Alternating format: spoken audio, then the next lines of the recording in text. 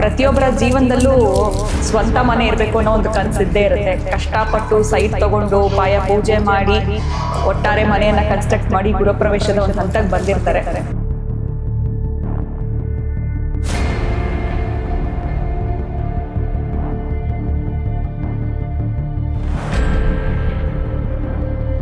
ಯಾವ ವಸ್ತುಗಳನ್ನ ಮನೆಯೊಳಗಡೆ ತಗೊಂಡು ಹೋಗ್ಬೇಕು ಪ್ರಥಮವಾಗಿ ಅನ್ನುವಂಥದ್ದು, ಕೆಲವರು ಹಸುವಿನ ಜೊತೆ ಅಥವಾ ನವಧಾನ್ಯಗಳ ಅಥವಾ ಏನೇನು ನಾವು ತಗೊಂಡು ಮೊದಲು ಒಳಗಡೆ ಹೋಗ್ಬೇಕಾಗತ್ತೆ ಗೃಹಪ್ರವೇಶದ ಒಂದು ಸಂದರ್ಭದಲ್ಲಿ.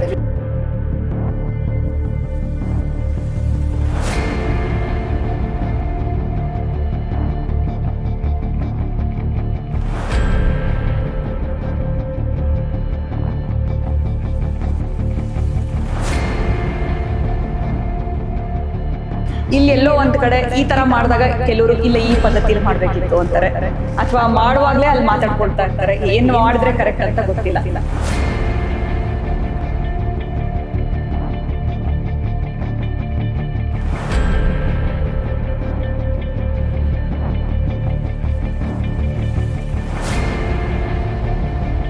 ಒಬ್ಬ ಮನುಷ್ಯನ ಮೂಲಭೂತ ಸೌಕರ್ಯಗಳಲ್ಲಿ ಪ್ರಧಾನವಾಗಿ ನೆಲ, ಮನೆ.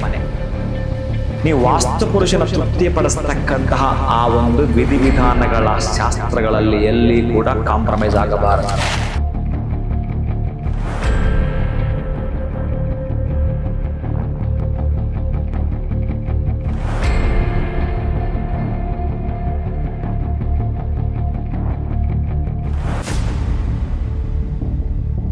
ಆ ಒಂದು ಆಗಮ ಪ್ಲಸ್ ವೇದ ಕಲಿತಿರುವವರನ್ನ ಕರೆಸಿ ಮಾಡಿಸುವಂತ ಪದ್ಧತಿ ಬೇಕೇ ಬೇಕು. ಯಾರೋ ಮನೆಗೆ ಬಂದು ನೆಂಟರು ಹೇಳ್ತಿರ್ತಾರೆ, ಅದು ತಗೊಂಡೋಗಿ ಎಲ್ಲ ಪಕ್ಕಕ್ಕಿಡಿ. ಓಂ ನಮೋ ನೃಸಿಂಹಾಯ ಹಿರಣ್ಯಕಶ್ಯಪ ವಕ್ಷಸ್ಥಲ ವಿದಾರಣಾಯ ತ್ರಿಭುವನ ವ್ಯಾಪಕಾಯ ಭೂತ ಪ್ರೇತ ಪಿಶಾಚಿ ಶಾಕಿನಿ ನಾಗನಿಖಿಲನೋನ್ಮೂಲನಾಯ ಸ್ತಂಭೋದ ಸಮಸ್ತ ದೋಷಾನ್ ಹನಹನ ಸರಸರ ಚಲ ಚಲ ಕಂಪ ಕಂಪ ಮತ ಮತ ಹೂಂ ಪಟ್ ಹುಂ ಪಟ್ಟಂ ಟಹ ಮಹಾರುದ್ರಜಾಪಿತ ಲಕ್ಷ್ಮೀ ನೃಸಿಂಹಾಯ ನಮಃ.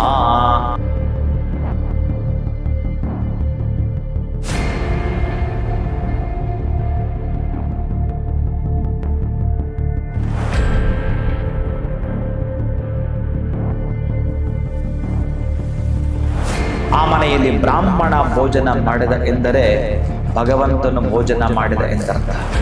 ಬ್ರಾಹ್ಮಣ ಭೋಜನ ಮಾಡಿದ ಎಂದರೆ ಭಗವಂತ ದೇವತೆಗಳು ಬಂದು ಭೋಜನ ಮಾಡಿದರೆ ಎಂದರ್ಥ. ಗೃಹ ಪ್ರವೇಶ ಸತ್ಯನಾರಾಯಣ ಪೂಜೆಯನ್ನ ನೀವು ಮಾಡಬೇಕು ಅಂತಂದ್ರೆ ದಯವಿಟ್ಟು ಶಾಸ್ತ್ರದಲ್ಲಿ ಎಲ್ಲೂ ಕಾಂಪ್ರಮೈಸ್ ಆಗಬೇಡಿ.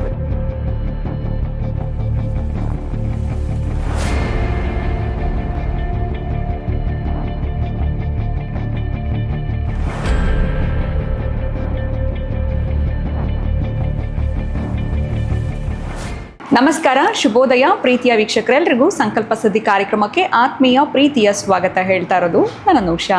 ಮೊದಲನೇ ಬಾರಿ ಚಾನಲ್ ವೀಕ್ಷಿಸ್ತಾ ಇದ್ದೀರಾ ಅಂದರೆ ಈಗಲೇ ನಮ್ಮ ಚಾನಲ್ನ ಸಬ್ಸ್ಕ್ರೈಬ್ ಮಾಡಿ, ನಮ್ಮ ವಿಡಿಯೋಸ್ನ ಲೈಕ್ ಮಾಡಿ.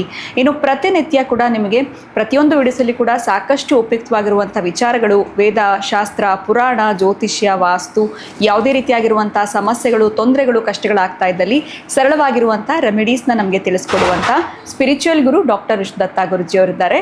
ಬನ್ನಿ ಗುರುಜಿಯವ್ರನ್ನ ಕಾರ್ಯಕ್ರಮಕ್ಕೆ ಸ್ವಾಗತಿಸೋಣ. ನಮಸ್ತೆ ಗುರುಗಳೇ, ಕಾರ್ಯಕ್ರಮಕ್ಕೆ ಭಕ್ತಿಯ ಸ್ವಾಗತ. ಪ್ರತಿಯೊಬ್ಬರ ಜೀವನದಲ್ಲೂ ಸ್ವಂತ ಮನೆ ಇರಬೇಕು ಅನ್ನೋ ಒಂದು ಕನಸಿದ್ದೇ ಇರುತ್ತೆ. ಕಷ್ಟಪಟ್ಟು ಸೈಟ್ ತಗೊಂಡು ಪಾಯ ಪೂಜೆ ಮಾಡಿ ಒಟ್ಟಾರೆ ಮನೆಯನ್ನು ಕನ್ಸ್ಟ್ರಕ್ಟ್ ಮಾಡಿ ಗೃಹಪ್ರವೇಶದ ಒಂದು ಹಂತಕ್ಕೆ ಬಂದಿರ್ತಾರೆ. ತುಂಬ ಅದ್ಭುತವಾಗಿ ಗುರುಪ್ರವೇಶ ಮಾಡಬೇಕು ಅಂತ ಅಂದ್ಕೊಳ್ಳೋದು ತುಂಬ ಕಾಮನ್ನು, ಗ್ರ್ಯಾಂಡಾಗಿ ಮಾಡಬೇಕು ಅಂತ. ಆದರೆ ಕೆಲವೊಂದು ಬಾರಿ ಯಾವ ವಸ್ತುಗಳನ್ನ ಮನೆಯೊಳಗಡೆ ತೊಗೊಂಡು ಹೋಗಬೇಕು ಪ್ರಥಮವಾಗಿ ಅನ್ನುವಂಥದ್ದು, ಕೆಲವರು ಹಸುವಿನ ಜೊತೆ ಅಥವಾ ನವಧಾನ್ಯಗಳ ಅಥವಾ ಏನೇನು ನಾವು ತಗೊಂಡು ಮೊದಲು ಒಳಗಡೆ ಹೋಗಬೇಕಾಗತ್ತೆ ಗೃಹಪ್ರವೇಶದ ಒಂದು ಸಂದರ್ಭದಲ್ಲಿ. ಇಲ್ಲಿ ಎಲ್ಲೋ ಒಂದು ಕಡೆ ಈ ಥರ ಮಾಡಿದಾಗ ಕೆಲವರು ಇಲ್ಲ ಈ ಪದ್ಧತಿಯಲ್ಲಿ ಮಾಡಬೇಕಿತ್ತು ಅಂತಾರೆ, ಅಥವಾ ಮಾಡುವಾಗಲೇ ಅಲ್ಲಿ ಮಾತಾಡ್ಕೊಳ್ತಾ ಇರ್ತಾರೆ, ಏನು ಮಾಡಿದ್ರೆ ಕರೆಕ್ಟ್ ಅಂತ ಗೊತ್ತಿಲ್ಲ. ತುಂಬ ಸರಿ ಈ ವಿಚಾರವಾಗಿ ಹೇಳಿರ್ತೀರ, ಆದ್ರೂ ಯಾವೆಲ್ಲ ಅಂಶಗಳು ಈಗ ಗೃಹಪ್ರವೇಶ ನಡೆಯುವಾಗ ಥಿಂಗ್ಸ್ ಒಳಗಡೆ ಹೋಗುವಂಥದ್ದು ಏನಿದ್ರೆ ಶುಭ, ಅವ್ರು ಇನ್ನೊಂದು ಮನೆ ಕಟ್ಟೋ ಥರ ಅಂತ ಆಗುವಂಥದ್ದು, ಅಥವಾ ಅಲ್ಲಿ ಹೋದ್ಮೇಲೆ ಏನೋ ತೊಂದರೆ ಆಗದೆ ಇರಲಿ ಅನ್ನೋ ಥರ ಯೋಚನೆ ಮಾಡೋದಾದ್ರೆ ಯಾವ ಥರ ಹೋದರೆ ಕರೆಕ್ಟ್ ಆಗಿರುತ್ತೆ ಗುರುಗಳೇ ಅಂತ. ಓಂ ವಿಶ್ವಸ್ಮೈ ನಮಃ. ಪ್ರೀತಿಯ ಬಂಧುಗಳೇ, ಈಗ ಒಳ್ಳೆ ಪ್ರಶ್ನೆ ಕೇಳಿದ್ರು ಲಾಸ್ಟಲ್ಲಿ, ಅದು ನನಗಿಷ್ಟ ಆಗಿದ್ದು, ಅವ್ರು ಇನ್ನೊಂದು ಮನೆ ಕಟ್ಟಬೇಕು, ಹೌದು ಆಗಿರಬೇಕು. ಇನ್ನೊಂದು ಮನೆ ಅಂತಂದ್ರೆ ಅದು ಏನಾದರೂ ಆಗಿರ್ಬೋದು, ಅವ್ರ ರೆಂಟ್ ಪರ್ಪಸ್, ಅವರು ಅಭಿವೃದ್ಧಿಯ ಪಥದಲ್ಲಿ ಬರಬೇಕು ಅವರು. ಹೀಗೆ ನೀವು ಕೇಳಿದ ನಿಜ, ಒಬ್ಬ ಮನುಷ್ಯನ ಮೂಲಭೂತ ಸೌಕರ್ಯಗಳಲ್ಲಿ ಪ್ರಧಾನವಾಗಿ ನೆಲ, ಮನೆ ಮಾಡಿಕೊಳ್ಳಲೇಬೇಕಾಗತ್ತೆ. ಇದಕ್ಕಾಗಿ ಪಾಪ ಅವರವರ ಶಕ್ತ್ಯಾನುಸಾರ ಅವರು ಮಾಡಿಕೊಳ್ಳುತ್ತಾರೆ. ಇನ್ನು ಕೆಲವರು ತೋರ್ಪಡಿಕೆಯನ್ನು ಮಾಡ್ತಾರೆ. ಇರಲಿ, ಇಬ್ಬರಿಗೂ ಸಮಾಧಾನ ತರೋದು ಎಲ್ಲಿ ಅಂತಂದರೆ, ನೀವು ವಾಸ್ತುಪುರುಷನ ತೃಪ್ತಿಪಡಿಸ್ತಕ್ಕಂತಹ ಆ ಒಂದು ವಿಧಿವಿಧಾನಗಳ ಶಾಸ್ತ್ರಗಳಲ್ಲಿ ಎಲ್ಲಿ ಕೂಡ ಕಾಂಪ್ರಮೈಸ್ ಆಗಬಾರದು. ನೀವು ಮನೆ ಕಟ್ಟಬೇಕಾದ್ರೆ ಒಳ್ಳೆ ಬ್ರಿಕ್ಸ್ ಹಾಕ್ತೀರಿ, ಕಟ್ಟಬೇಕಾದ್ರೆ ಸಿಮೆಂಟ್ ಹಾಕ್ತೀರಿ, ಒಳ್ಳೆ ಕಂಬಿನ ಆಯ್ಕೆ ಮಾಡ್ತೀರಿ. ಪೂಜೆಯಲ್ಲಿ ಆಯ್ಕೆ ಮಾಡುವಾಗ ಇಷ್ಟರಲ್ಲಿ ಮಾಡಿ ಸಾಕು ಅಂತೀರಿ. ಏನು ಮಾಡಬೇಕು ನಿಮ್ಮನ್ನು ಗೊತ್ತಿಲ್ಲ. ಯಾವುದೋ ಒಂದು ಸಿಮೆಂಟ್ ಹಾಕಿ ಅಂದರೆ ಹೆಂಗೆ ಒಪ್ಕೊಳ್ತೀರಿ? ಎಲ್ಲದರಲ್ಲೂ ಕ್ವಾಲಿಟಿ ಕ್ವಾಂಟಿಟಿ ಇದೇ ಪ್ರೀತಿಯ ಬಂಧುಗಳೇ. ವಿತ್ ಸರ್ಟಿಫೈ ಇರೋವಂಥವ್ರನ್ನ ಆಗಮ ಜೊತೆ ವೇದ, ಆ ಒಂದು ಆಗಮ ಪ್ಲಸ್ ವೇದ ಕಲಿತಿರುವವರನ್ನು ಕರೆಸಿ ಮಾಡಿಸುವಂಥ ಪದ್ಧತಿ ಬೇಕೇ ಬೇಕು. ಯಾರೋ ಮನೆಗೆ ಬಂದು ನೆಂಟರು ಹೇಳ್ತಿರ್ತಾರೆ, ಅದು ತೊಗೊಂಡೋಗಿ ಪಕ್ಕಕ್ಕಿಡಿ. ಅವರೇನೋ ಹೇಳ್ತಾರೆ, ಎಲ್ಲೋ ನೋಡಿರ್ತಾರೆ, ಅದನ್ನು ಅಷ್ಟೇ ಮಾಡ್ತಿರ್ತಾರೆ. ಕೆಲವು ಕಡೆ ಅದು ಕರೆಕ್ಟ್ ಇರುತ್ತೆ, ಕೆಲವು ಕಡೆ ರಾಂಗ್ ಮಾಡ್ತಿರ್ತಾರೆ. ಅವ್ರು ತೋರಿಸ್ಕೊಳ್ಳೋದು, ಈ ಅಮ್ಮನಿಗೆಲ್ಲ ಗೊತ್ತು ಅಂತ ಎಲ್ಲ ಹೇಳೋದು, ಬಂದು ಅಲ್ಲಿ ಪೂಸಿ ಹೊಡಿತಾರೆ. ಅದೇನಕ್ಕಾದ್ರೂ ಮಾತಾಡ್ತಾರೋ ಗೊತ್ತಿಲ್ಲ.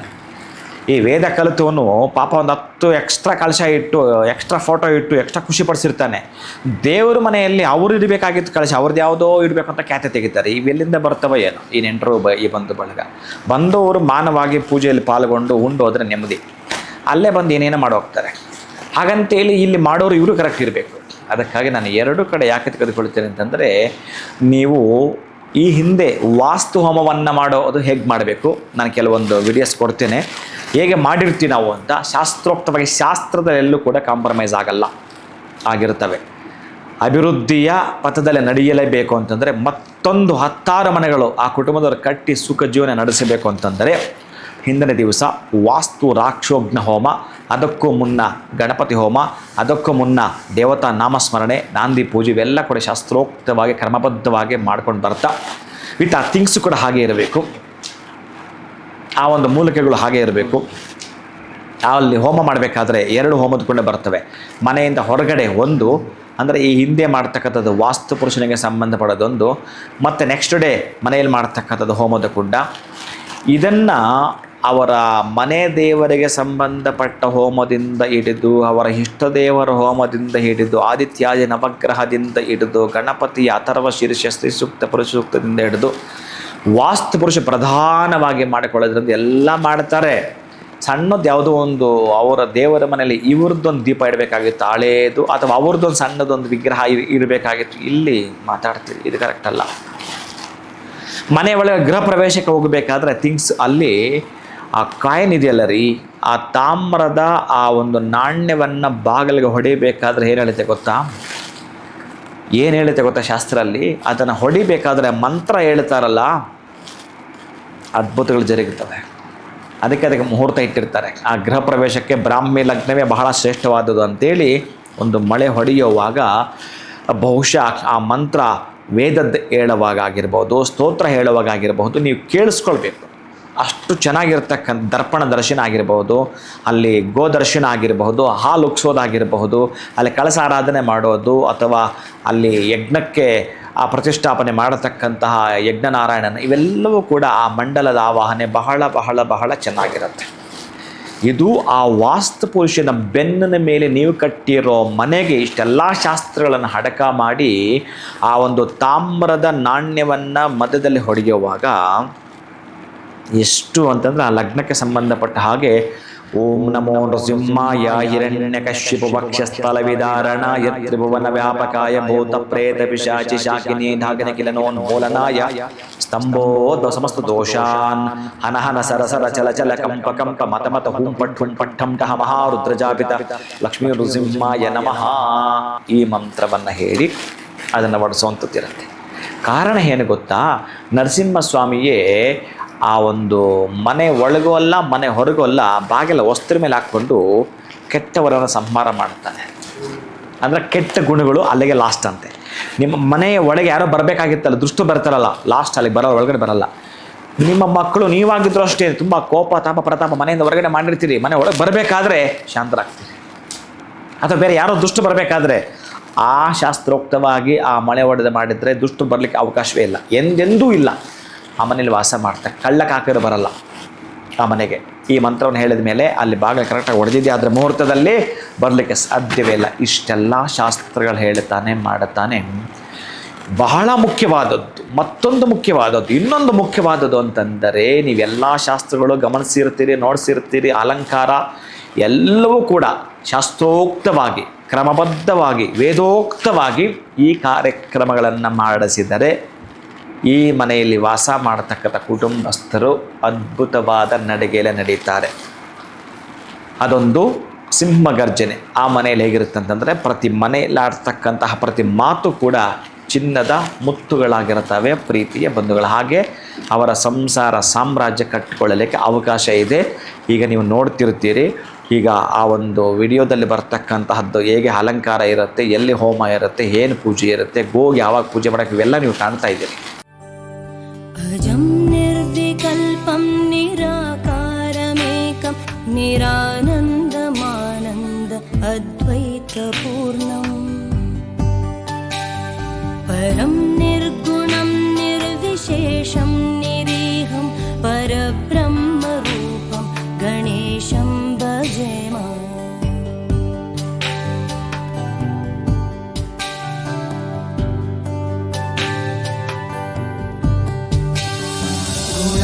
गुणातीतमानं चिदानन्दरूपं चिदाभासकं सर्वगम्यानगम्यम्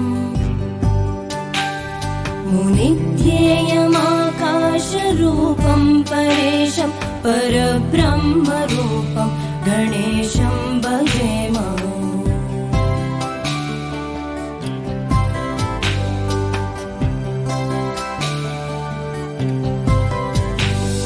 जगत्कारणं कारणज्ञानरूपं सुरादिं सुखादिं गणेशं भजेम.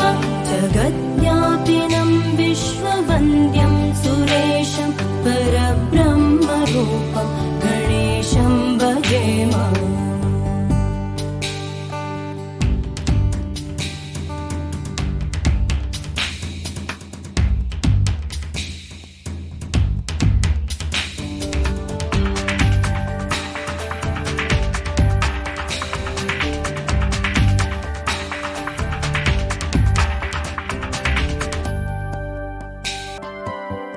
रजो योगतो ब्रह्मरूपं श्रुतिज्ञं सदा कार्यसक्तं हृदा चिन्त्यरूपम् जगत्कारणं सर्वविद्यानिदानं परब्रह्मरूपं गणेशं नतास्म.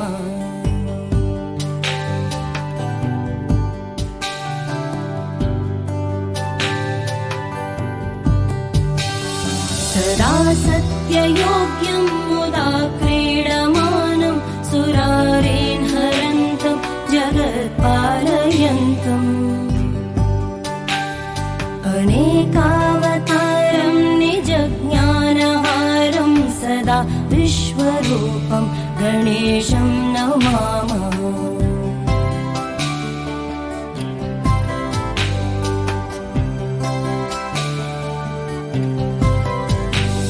तमो योगिनं रुद्ररूपं त्रिनेत्रं जगत्तारकं तारकं ज्ञानहेतुम् अनेकागमै स्वं जनं बोधयन्तं सदा सर्वरूपं गणेशं नमामः.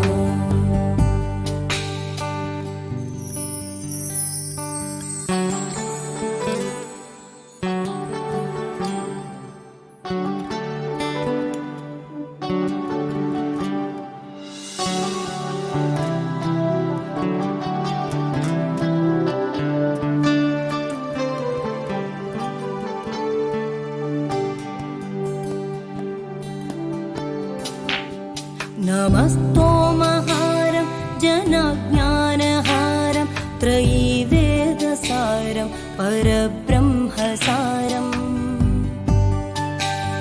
मुनिज्ञानकारं विदुरे विकारं सदा ब्रह्मरूपं गणेशं नमामः.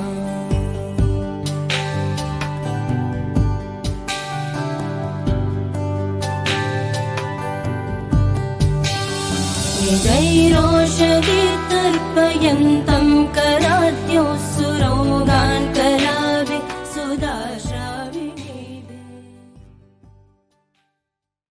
ಹೀಗೆ ಮಾಡುವಾಗ ಬಹಳ ಮುಖ್ಯವಾಗಿರೋದನ್ನು ಇಲ್ಲಿ ಯಾರು ಹೇಳಲ್ಲ, ಇದನ್ನು ನೀವು ಚೆನ್ನಾಗಿ ಗಮನಿಸ್ಕೋಬೇಕು. ಅವರು ನಮಗೆ ಹೇಳಬೇಕಾಗಿತ್ತು ಬ್ರಾಹ್ಮಣರು, ಇದು ಯಾರು ಹೇಳಲ್ಲ ರೀ. ತೊಗೊಂಡೋಗಿ ಇನ್ವಿಟೇಷನ್ ಕೊಡ್ತೀರ ನೋಡಿ, ಅವ್ರನ್ನ ಏನಕ್ಕೆ ಕರಿತೀರಿ ನೀವು? ಕರೆಕ್ಟಾಗಿ ಮಧ್ಯಾಹ್ನ ಭೋಜನ ಅಂತ ಹಾಕಿರ್ತೀರಿ, ಅವರಿಗೆ ಭೋಜನ ವ್ಯವಸ್ಥೆಯಲ್ಲೇ ಮಾಡಿರ್ತೀರಿ. ಅವ್ರು ನಿಮಗೇನೋ ಪ್ರೆಸೆಂಟೇಷನ್ ಮಾಡಿದ್ರು, ಹೋದರು, ಊಟ ಮಾಡ್ಕೊಂಡು ಹೋಗಿ ಅಂದರೆ ಎಲ್ಲ ಆಯಿತು. ಇಷ್ಟೊತ್ತು ಕೂಡ ವೇದ ಬ್ರಾಹ್ಮಣ ಬಾಯಿ ಬಡ್ಕೊಂಡಲ್ಲ, ಅವನಿಗೆ ನೀವು ನೀರು ಕೂಡ ಕೊಟ್ಟಿರಲ್ಲ. ಅವನು ಎಲ್ಲೋ ಉಳ್ಕೊಳ್ತಾನೆ, ಎಲ್ಲೋ ಬರ್ತಾನೆ, ಒಟ್ಟಾರೆ ನಾವು ದುಡ್ಡು ಕೊಟ್ಟಿದ್ದೀವಿ, ಎಲ್ಲ ಮಾಡ್ತಾನೆ ಬಿಡು. ಇದು ನಿಮ್ಮ ತಲೆನೋವು. ಇದನ್ನೆಲ್ಲ ಬಿಟ್ಟು, ಈ ದೋರ್ದಂಡವನ್ನು ಬಿಟ್ಟು ಸ್ವಲ್ಪ ತಲೆಗೆ ಹಾಕ್ಕೊಳ್ಳಿ. ನನ್ನ ಪ್ರೀತಿಯ ಬಂಧುಗಳೇ, ನನ್ನ ಮಾತು ಸ್ವಲ್ಪ ಖಾರವಾಗಿದ್ದರೂ ನೀವು ಅದನ್ನು ಆಕಾರವಾಗಿ ಮಾಡ್ಕೋಬೇಕಾಗತ್ತೆ. ಅಂತ ಆಕಾರ ಯಾಕೆ ತಂದ್ಕೋಬೇಕು ಅಂತಂದರೆ, ನಿಮ್ಮ ಮನೆಯಲ್ಲಿ ಏನಾದರೂ ಬ್ರಾಹ್ಮಣ ಭೋಜನ ಮಾಡಿದ ಎಂದರೆ ಭಾಗವತರು ಭೋಜನ ಮಾಡಿದರು ಎಂದರ್ಥ. ಆ ಮನೆಯಲ್ಲಿ ಬ್ರಾಹ್ಮಣ ಭೋಜನ ಮಾಡಿದ ಎಂದರೆ ಭಗವಂತನು ಭೋಜನ ಮಾಡಿದ ಎಂದರ್ಥ. ಬ್ರಾಹ್ಮಣ ಭೋಜನ ಮಾಡಿದೆ ಅಂತಂದರೆ ಭಗವದ್ ದೇವತೆಗಳು ಬಂದು ಭೋಜನ ಮಾಡಿದರು ಎಂದರ್ಥ. ಬ್ರಾಹ್ಮಣ ಭೋಜನ ಮಾಡಿದೆ ಅಂತಂದರೆ ಆ ಮನೆಯಲ್ಲಿ ಬಂಗಾರ ಬೆಳೆಯುತ್ತೆ ಎಂದರ್ಥ. ಬ್ರಾಹ್ಮಣ ಭೋಜನ ಮಾಡಿದ ಎಂದರೆ ಬಹುದಿನಗಳ ಕನಸು ನನಸಾಯಿತು ಎಂದರ್ಥ. ಬ್ರಾಹ್ಮಣ ಭೋಜನ ಮಾಡಿದೆ ಅಂತಂದರೆ ಆ ಮನೆಯಲ್ಲಿ ಭೂತ ಭವಿಷ್ಯತ್ ವರ್ತಮಾನಗಳ ಬೆಳೆ ಅತ್ಯಂತ ಸುಗಮವಾಗಿ ಬೆಳೀತಾ ಇದ್ದಾವೆ ಎಂದರ್ಥ. ಬ್ರಾಹ್ಮಣ ಭೋಜನ ಮಾಡಿದ ಆ ಮನೆಯಲ್ಲಿ ಎಂದರೆ ಭವ್ಯವಾಗಿರತಕ್ಕಂತಹ ಭಾಗ್ಯಗಳ ಸುರಿಮಳೆ ಸುರಿಯುತ್ತದೆ ಅಂತಂದರ್ಥ. ಬ್ರಾಹ್ಮಣ ಭೋಜನ ಮಾಡಿದ ಎಂದರೆ ಪ್ರತಿನಿತ್ಯದ ಸೂರ್ಯೋದಯದ ಜೊತೆಗೆ ಭಾಗ್ಯೋದಯವು ಆಯಿತು ಎಂದರ್ಥ. ಪ್ರೀತಿಯ ಬಂಧುಗಳೇ, 2 ಜನಕ್ಕೆ ನೀವು 1,000 ಜನಕ್ಕೆ ಅನ್ನದಾನ ಮಾಡಿದ್ರಲ್ಲ, ಆ 1,000 ಜನಕ್ಕೆ ಏನು ಅನ್ನದಾನ ಮಾಡಿದ್ರೋ ಅವತ್ತು ವೇದ ಹೇಳಿರತಕ್ಕಂಥ ಒಬ್ಬ ಬ್ರಾಹ್ಮಣ ನಿಮ್ಮ ಮನೆಯಲ್ಲಿ ಊಟ ಮಾಡಿದ್ರೆ 1,00,000 ಜನಕ್ಕೆ ನೀವು ಊಟ ಬಡಿಸಿದ ಪುಣ್ಯ ಫಲ ಬಹುಶಃ ನಿಮಗೆ ಖಾಲಿನೇ ಆಗಲ್ಲ. ಪುಣ್ಯ ಬರೆದಿಟ್ಕೊಳ್ರಿ. ಇದರ ಜೊತೆಗೆ ಶಾಸ್ತ್ರಗಳನ್ನು ನೀವು ಯಾವ ಮನೆಯಲ್ಲಿ ಬಹುಶಃ ಇರ್ತಾರೆ, ಯಾರೋ 1,000ಕ್ಕೊಬ್ಬರು ಕಾಣಿಸ್ಬೋದೇನೋ, ಗೊತ್ತಿರೋರು ತುಂಬ ವಿರಳ ಹೇಳೋರು ಇರ್ತಾರೆ, ಬ್ರಾಹ್ಮಣರ ಮೊದಲು ಭೋಜನ ಅಂತೇಳಿ. ಹಾಗಂತೇಳಿ ನೀವು ಯಾರನ್ನ ಕರ್ಕೊಂಡ್ಬಂದು ಭಟ್ರ ಮಾತಿಲ್ಲಲ್ಲ. ಆಕಸ್ಮಿಕ ಅಲ್ಲಿ ಬ್ರಾಹ್ಮಣರ ಭಟ್ಟರೇ ಬಂದಿದ್ದರೆ, ಇದು ಬ್ರಾಹ್ಮಣ ಪದ ನಾನು ಯಾಕೆ ಹೇಳಬೇಕು ಅಂತಂದರೆ, ಅವನು ಆ ಬ್ರಾಹ್ಮಣನ ಜಾತಿಗೆ ತಗೊಳ್ಬೇಡಿ, ನಾನು ಯಾವತ್ತೂ ನಿಮ್ಗೆ ಹೇಳಿರ್ತೀನಿ. ಆ ಸಾತ್ವಿಕ ಆಹಾರ ಸಂಪನ್ನನಾಗಿದ್ದರೆ, ಅವನ ಸಾತ್ವಿಕದ ಅಡುಗೆದವನೇ ಆಗಿದ್ದರೆ ಅವನು ಮಾಡಿದರೂ ಬಹುಶಃ ತುಂಬ ಶುದ್ಧಿಯಿಂದ ಮಡಿಯಿಂದ ಮಾಡಬೇಕು. ಅಷ್ಟು ಮಡಿಯಿಂದ ಮಾಡಿ ಒಳಗಡೆ ನೀವು ಮನೆಯಲ್ಲಿ ಆವತ್ತು ಸಂಜೆ ಮಾಡಿದ್ದು ನೈವೇದ್ಯ ಮತ್ತು ಬೆಳಗ್ಗೆ ಮಾಡಿದ ನೈವೇದ್ಯ ಅದೆಲ್ಲವೂ ಕೂಡ ಅಲ್ಲಿ ನಿಮ್ಮ ಮನೆಯಲ್ಲಿರ್ತಕ್ಕಂಥ ಅಡುಗೆ ಭಟ್ರೆ ಮಾಡಿಕೊಡಬೇಕು, ನೈವೇದ್ಯವಾಗಬೇಕು. ಇಲ್ಲ ದೇವರುಗಳ ಜೊತೆಗೆ ಬ್ರಾಹ್ಮಣನಿಗೂ ನೈವೇದ್ಯ ಆಯಿತು ಅಂತಂದರೆ ಪುಷ್ಕಳಾಂಶ ಅಂದರೆ ದೊಡ್ಡ ಮಟ್ಟದ ಪುಷ್ಕರಾಂಶ ನಿಮಗೆ ಒದಗಿ ಬರುತ್ತೆ ಅಂಥ ಅದ್ಭುತಗಳು ಜರುತ್ತೆ. ಗೃಹ ಪ್ರವೇಶ ಸತ್ಯನಾರಾಯಣ ಸ್ವಾಮಿ ಪೂಜೆಯನ್ನು ನೀವು ಮಾಡಬೇಕು ಅಂತಂದ್ರೆ ದಯವಿಟ್ಟು ಶಾಸ್ತ್ರದಲ್ಲಿ ಎಲ್ಲೂ ಕಾಂಪ್ರಮೈಸ್ ಆಗಬೇಡಿ. ತುಂಬ ಚೆನ್ನಾಗಿ, ನನಗೆ ಯಂತ್ರವೂ ಗೊತ್ತು, ಮಂತ್ರವೂ ಗೊತ್ತು, ಅದಕ್ಕಿಂತ ಚೆನ್ನಾಗಿ ತಂತ್ರವೂ ಗೊತ್ತು. ಅದಕ್ಕೆ ನಾನೇನಾದರೂ ವಹಿಸಿಕೊಂಡು ನಮ್ಮ ಹುಡುಗನ ಕಳಿಸ್ಕೊಟ್ಟಿದ್ದೀನಿ ಅಂತಂದರೆ ಎಲ್ಲೂ ಶಾಸ್ತ್ರದಲ್ಲಿ ಕಾಂಪ್ರಮೈಸ್ ಆಗಲ್ಲ, ಶಾರ್ಟ್ಕಟ್ಸ್ ಇರಲ್ಲ. ನಮಗೆ ಶಕ್ತಿ ಇಷ್ಟು ಸಮಯ ಇರೋದು ಅವ್ರ ಶಕ್ತಿಯಾನುಸಾರ, ಬಟ್ ಶಾಸ್ತ್ರಗಳಲ್ಲೂ ಕೂಡ ಕಾಂಪ್ರಮೈಸ್ ಆಗಲ್ಲ. ಇಷ್ಟಕ್ಕಿಷ್ಟು ಕರೆಕ್ಟ್. ಆಮೇಲೆ ನಮ್ಮ ಹುಡುಗರು ಅಷ್ಟೇ ಡೆಡಿಕೇಟೆಡ್ ಮಾಡೋರು ಇದ್ದಾರೆ. ಒಬ್ಬ ಹುಡುಗ ಶ್ರೀವತ್ಸ ಅಂತೇಳಿ ತುಂಬ ಚೆನ್ನಾಗಿ ಮಾಡ್ತಾನೆ. ಅವನಿಗೆ ಎಷ್ಟೊಂಥದ್ದು ಅಲಂಕಾರ ಆಗಿರಬಹುದು, ಆ ಪೂಜೆ ಆಗಿರಬಹುದು. ನಾನು ಅಭಿಷೇಕ ಕುಳಿತುಕೊಂಡ್ರೆ ಬಹುಶಃ ಇವಾಗ ಅದೆಲ್ಲ ನೋಡ್ತಿರ್ತೀವಿ. ನಾನು ವ್ಯವಸ್ಥೆ ಮಾಡಿಕೊಡ್ತೇನೆ. ಆ ಹುಡುಗ ಒಂದೊಂದು ನಾನು ಎಲ್ಲಿರ್ತೇನೆ ಅಂದರೆ ಅವಾಗ ಕೈಲಾಸದಲ್ಲಿ ಇರ್ತೀನಿ. ನಾನು ಬಹುಶಃ ಕೈಲಾಸದಲ್ಲಿ ಶಿವನಿಗೆ ಮಾಡ್ತಾಯಿಲ್ಲ ಅಂತಂದರೆ ಕೈಲಾಸವನ್ನು ಅವರ ಮನೆಗೆ ಮಂತ್ರ ಪುರಸ್ಸರವಾಗಿ ತರಿಸಿರ್ತೀನಿ ನಾನು. ಅಷ್ಟು ಖುಷಿಯಿಂದ ಮಾಡುವಾಗ ನೀವು ಸಣ್ಣದೊಂದು ಚಮಚ ಬಗ್ಗೆ ಮಾತಾಡಿದ್ರೆ, ಅದಕ್ಕೆ ನಿಮ್ಮ ಶಕ್ತಿಯಾನುಸಾರ ಮಾಡಿ, ಶಾಸ್ತ್ರಗಳನ್ನು ಮಾಡಿ, ನಿಮ್ಮ ಶಕ್ತಿಯಾನುಸಾರ ಮಾಡಿ, ಭಕ್ತಿಯಿಂದ ಮಾಡಿ, ನಿಮ್ಮ ಶಕ್ತಿಯಾನುಸಾರ ಮಾಡಿ, ಯುಕ್ತಿಯನ್ನು ಭಕ್ತಿಯನ್ನು ಶಕ್ತಿಯನ್ನು ಇಟ್ಟುಕೊಂಡು ಮುಕ್ತಿಯ ಫಲವನ್ನು ಪಡೀಲಿಕ್ಕೆ ನಿಮಗೊಂದು ಸದಾವಕಾಶ ಅಂತಂದರೆ, ಈಗೊಂದು ನೀವು ಪದ ಬಳಸಿದ್ದು ಚೆನ್ನಾಗಿತ್ತು, ಈ ಮನೆಯೊಳಗೆ ಬಂದರೆ ಮತ್ತೊಂದು ಮನೆ ಕಟ್ಕೊಳ್ಬೇಕು ಅಂತ, ಮತ್ತೊಂದು ಅಲ್ಲ ರೀ, ಮತ್ತೊಂದು ಆ ಮನೆಯಲ್ಲಿ ವಾಸ ಮಾಡುವವರು ಅಷ್ಟು ಸುಖ ಶಾಂತಿಯಿಂದ ನೆಮ್ಮದಿಯಿಂದ ಇರ್ತಾರೆ. ಯಾಕೆಂದರೆ ಈ ಹಿಂದೆ ಅವನು ಶರ್ಷಪ ಹಾಕಿ ವಾಸ್ತುವಿಗೆ ಕೊಟ್ಟಿರ್ತಾನೆ. ಯಾರೋ ಪಾಪ ಗೊತ್ತಿಲ್ಲ, ಶರ್ಷಪ ಅಂದರೆ ಗೊತ್ತಿಲ್ಲ, ಅವನು ಬಂದು ಮಾಡ್ತಾ ಇದ್ದ ಪಾಪ ಗೊತ್ತಾಗಲ್ಲ. ಬಹಳ ತೃಪ್ತಿ ಪಡುವವನು ವಾಸ್ತು ಪುರುಷ ಆ ಶರ್ಷಪದಿಂದಲೇ. ನೀನು ಲಾಜ ಹಾಕಿರ್ತೀಯ, ಕಥೆ ಏನು ಮಾಡೋದು? ಅದಕ್ಕೆ ಆ ವಸ್ತುಗಳಾಗಿರಬಹುದು, ಆ ಪೂಜಾ ಪದ್ಧತಿ ಆಗಿರಬಹುದು, ಶಾಸ್ತ್ರ ಆಗಿರಬಹುದು, ಎಲ್ಲೂ ಕೂಡ ಕಾಂಪ್ರಮೈಸ್ ಆಗದೆ ಖುಷಿಯಿಂದ ಮಾಡಿದರೆ ಅದು ಗೃಹ ಪ್ರವೇಶ. ದಂಪತಿಗಳಿಬ್ಬರು ಆ ಮನೆ ಒಳಗಡೆ ಬಲಗಾಡಿ ಇಟ್ಟು ಬರ್ತಕ್ಕಂತಹದ್ದು ಗೃಹ ಪ್ರವೇಶ. ಇದನ್ನು ಮಾಡಿಕೊಂಡರೆ ಸುಖವೂ ಶಾಂತಿಯೂ ನೆಮ್ಮದಿಯೂ ಜೀವನ ನಿಮ್ಮದಾಗತ್ತೆ ಶತಮಾನಂ ಭವತಿ ಶತಾಯು ಪುರುಷ ಶತೇಂದ್ರಿಯ ಆಯುಷ್ಯೇವೇಂದ್ರಿಯೇ ಪ್ರತಿಷ್ಠತಿ ದೀರ್ಘಾಯುಷ್ಮಾನ್ ಭವ ದೀರ್ಘಸ್ಸು ಮಂಗಲಿ ಭವ ಅಂತ ಏನು ಹೇಳ್ತಾರೋ ಅದಕ್ಕೆ ಪೂರ್ಣ ಅರ್ಥ ಇದೇ ಆಗಿರುತ್ತೆ ಪ್ರೀತಿ. ಈ ಒಂದು ಗೃಹ ಪ್ರವೇಶ ಅನ್ನುವಂಥದ್ದು ಎಷ್ಟು ಅದ್ಭುತವಾಗಿ ಮಾಡಬೇಕು ಅನ್ನೋದನ್ನ ನೀವು ತಿಳಿಸಿದ್ರಿ ಅಂತಂದರೆ ಆ ವಿಡಿಯೋನಲ್ಲಿ ಕೂಡ ನಾವು ನೋಡುವಾಗ ಆ ವಾಸ್ತು ಹೋಮ ಆಗಿರ್ಬೋದು, ಗೋಪೂಜೆ ಆಗಿರ್ಬೋದು, ಬಂದಿರೋಂಥವ್ರು ಹಲವಾರು ರೀತಿ ಮಾತಾಡ್ತಿರ್ತಾರೆ. ಇದು ಮೊದಲಾಗಬೇಕಿತ್ತು, ಇದಾದ್ಮೇಲೆ ಆಗಬೇಕಿತ್ತು, ಅಥವಾ ಇದನ್ನು ಇನ್ಕ್ಲೂಡ್ ಮಾಡಬೇಕಿತ್ತು, ಈ ಥರ ಎಲ್ಲವೂ ಕೂಡ ಹೇಳ್ತಿರ್ತಾರೆ.